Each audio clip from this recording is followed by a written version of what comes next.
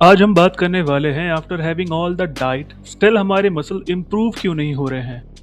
एक strict high protein diet को follow करने के बाद भी हमारे मसल्स वीक एंड बहुत लीन लग रहे हैं, बट व्हाई? सच ये है, प्रॉब्लम तुम्हारे प्रोटीन के अमाउंट में नहीं है, बल्कि उस टाइमिंग से है जिस टाइम पे आप ये प्रोटीन कंज्यूम कर रहे हैं। अगर आप ये कॉन्सेप्ट समझ लेते हो तो मसल भी उतना ही बिल्ड करोगे एंड इफिशिएंटली फैट भी लॉस होगा। सुबह उठते ही बॉडी को प्रोटीन चाहिए होता है, लेकिन ज़्यादा लोग ब्रेकफास्ट में प्रोटीन लेते ही नहीं हैं। दिन के बीच में भी मील्स मोस्टली कार्ब्स लोडेड होते हैं, प्रोटीन या तो बहुत कम या फिर कंप्लीटली मिसिंग होता है।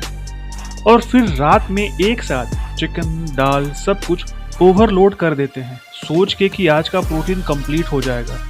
बॉडी मसल्स बनाती है, बट एक बायोलॉजिकल प्रोसेस के थ्रू, जिसे कहते हैं मसल्स प्रोटीन सिंथेसिस।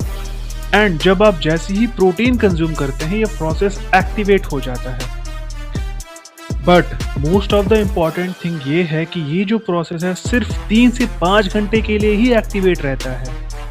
तो अगर आप उसके बाद प्रोटीन कंज्यूम करते हैं तो ये प्रोसेस धीरे धीरे शट डाउन होना स्टार्ट हो जाता है और बॉडी चली जाती है ब्रेक डाउन स्टेट में। मसल प्रोटीन ब्रेक डाउन, जहाँ मसल टिश्यूज टूटना स्टार्ट हो जाता है। तो अब सवाल ये है कि कैसे इंश्योर करें कि बॉडी ज़्यादा टाइम मसल बिल्ड मोड में रहे। And the answer is protein pacing, मतलब प्रोटीन को एक ही मील में नहीं, दिन भर के हर एक मील में स्प्रेड करके लेना। हर 3 से 4 घंटे में प्रोटीन लेने से तुम मसल बिल्डिंग प्रोसेस को बार बार एक्टिवेट करते हो। लेकिन सिर्फ फ्रीक्वेंसी ही इंपॉर्टेंट नहीं है, हर मील की क्वांटिटी भी मैटर करती है। इसका मतलब है कि हर मील में 20 to 40 ग्राम्स ऑफ प्रोटीन, तभी मसल ग्रोथ प्रॉपर्ली इनिशिएट हो पाती है।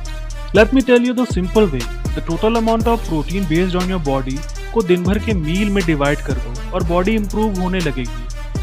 तो आप क्या कर सकते हो? ब्रेकफास्ट में एग्स, लंच में पनीर या चिकन, पोस्ट वर्कआउट वे और डिनर थोड़ा लाइट रखो।